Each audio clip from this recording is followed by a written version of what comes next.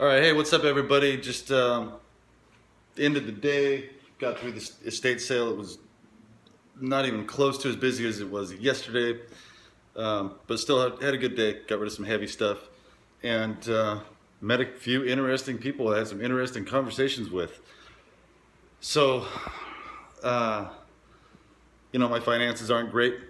Uh, Part of the reason I'm selling some of this stuff, trying to leave Avondale, because I deal with some ridiculous domestic terrorism here uh, by people in uniforms that should be protecting us instead of trying to set us up into situations where you end up in prison.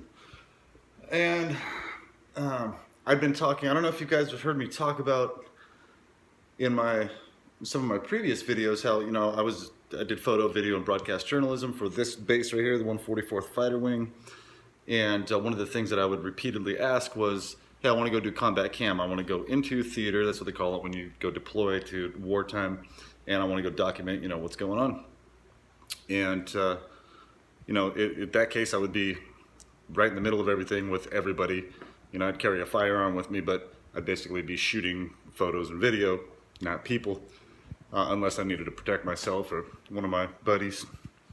And here, I'll just set this thing down.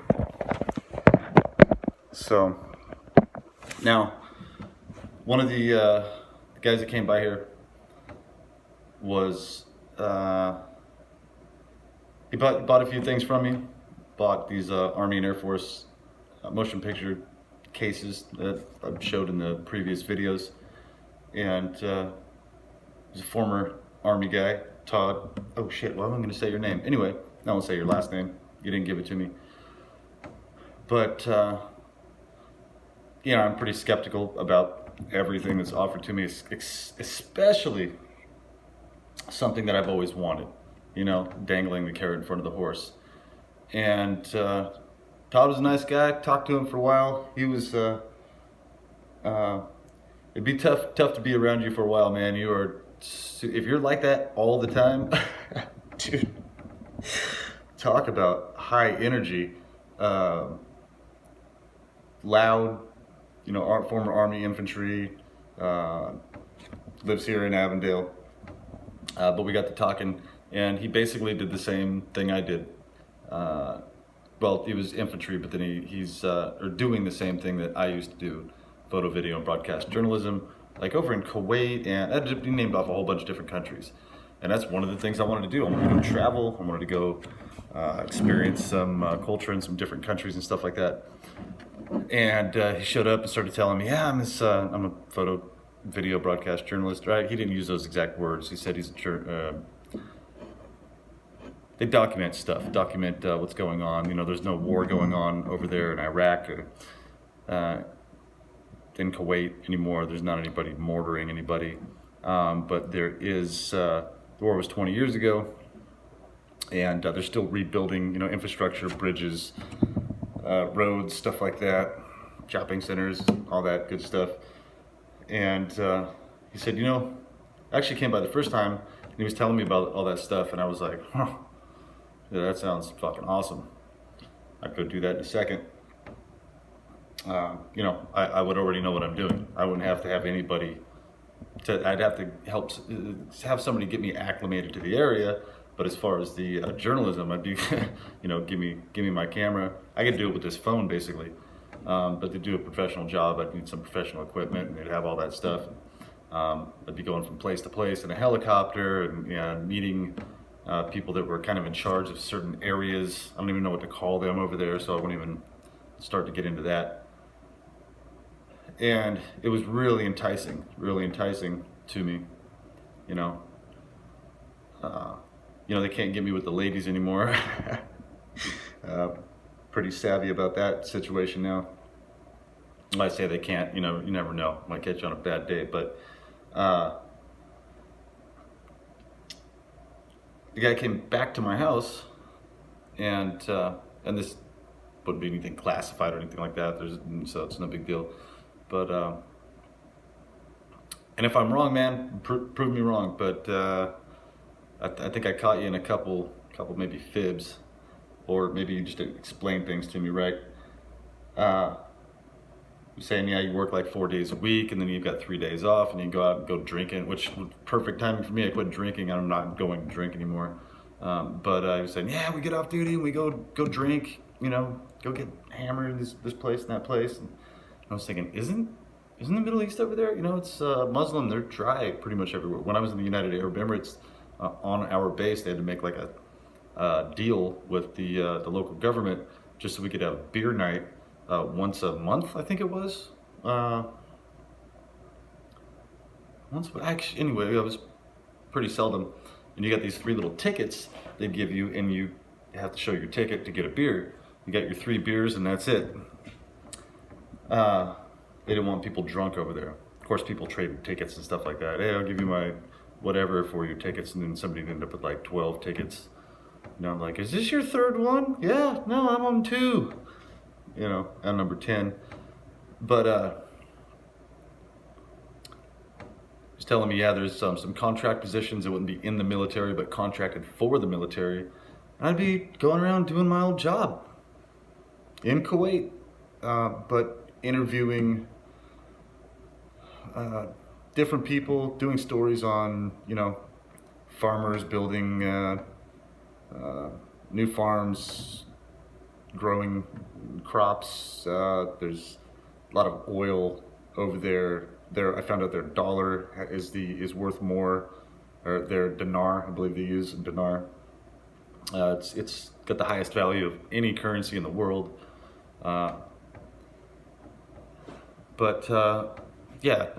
During my research, I found out that it's completely dry. I mean, I just researched this after the guy told me that. I started looking up stuff on. Somebody just sent me a message on Facebook saying something about did my first helicopter ride. You gotta be fucking kidding me. While I'm making this video on Facebook, I get a message that pops up. Hey, I did my first helicopter ride. Okay. Nobody's monitoring my videos. Sure, that was a coincidence.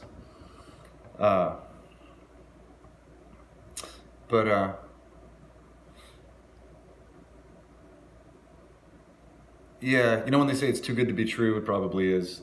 So, somebody proved me wrong.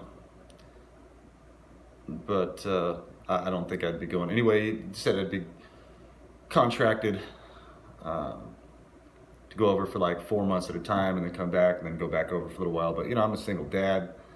Got to keep an eye on things around here. Make sure my daughter, I don't really have a place that I would send my daughter that I would feel comfortable. Somebody taking care of her, keeping an eye on her.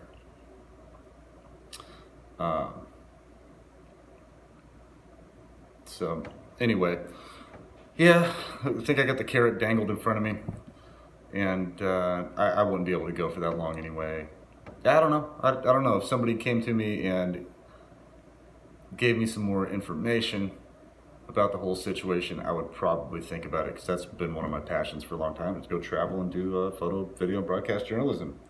Learn some things about different cultures and stuff like that. But there's too many things, little red flags that are popping up. I already got a couple small covert messages kind of telling me, hey, be careful. So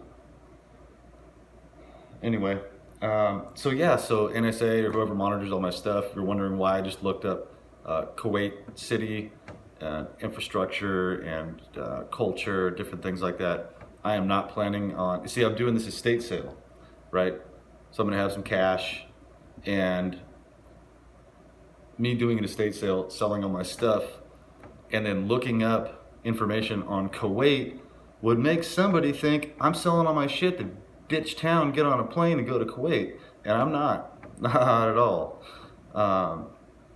If I had a government contract position, have my passport, all that stuff, I would think about doing it, but it'd have to be after I get through this stuff, and that'd take a while.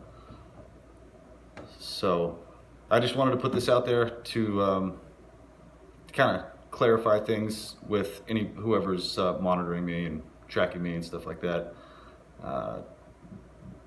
Trying to set me up to make me look bad, make me look like I'm trying to jump ship, trying to get on a plane and fly out of the country. I was probably, just the culture there, I don't think would be too conducive to my personality. You know, if I got out of line, told somebody to fuck off, I'd probably end up in a Kuwaiti prison, and they'd probably have a field day with me in there. So I don't think that'll be happening, and just wanted to kind of document that.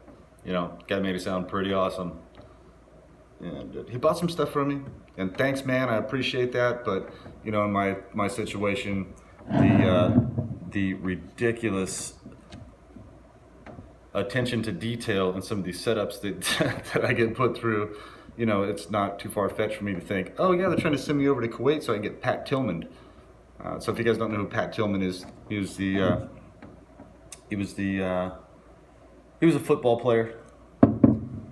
Played for Arizona State University. He was number 42. Had his sticker on the back of my car.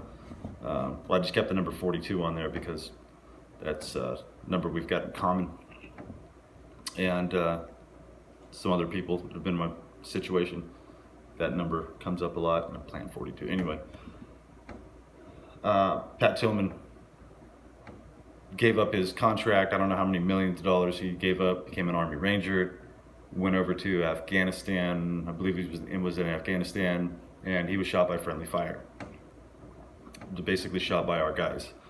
And I'm not about to go over there and get Pat Tillman. You know, they could, I talked about the rape thing a little over a month ago, and I wasn't sure if it was a psyop or if I was actually drugged and raped. Because if you're drugged with scopolamine, I believe it's what it's called exactly, they could pretty much make you do anything. You smell this stuff, and they could tell you, hey, do this, do that, do that. And you're just like, okay, like a little kid. And you have no memory of it. So I have no idea what happened. They're trying to tell me that, I don't want to go into detail, but some pretty embarrassing shit might have happened, or they're just trying to make me think that. Now, if something like that actually did happen, and I go over to a Middle Eastern country that's Muslim, and that, like I said, if that did happen, all they'd have to do is take some kind of video, show it to some of these people, and next thing you know, I'm going off of a roof. So there we have that. Some people might call this projecting. I'm calling it covering my bases. But the covert messages that I'm sent through this PSYOP, and I just have to do this to basically cover my bases. So if somebody proves me wrong, and some other information comes out, I still might think about doing something like that, but I'd have to really, really get some honest intel with a lot of proof that nothing was going to happen.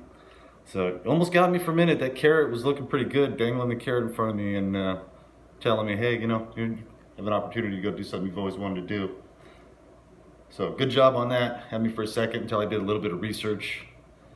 And that's messed up. Thanks for buying the stuff from the estate sale, though. Who knows, it might have been like local police money, just, you know, bait money that make me feel good. You know, somebody spends a couple $100 at your estate sale, you're going to be like, oh, hey, this guy just bought a bunch of stuff. That's awesome. It's offering me, you know, a position that that would be awesome. So, but until, yeah, it'll be a while. Plus, I'd have to leave my daughter for 4 months, and nobody can keep an eye on her, and I'd be worried about her. We've got, you know, when she goes out on her own, when she's an adult, I might go ahead and do that, but I've had enough time to think about it, and not conducive to my life right now. So, all right, everybody, I got to get back to work. State sale's done. Got to go ship hats. Have a great day.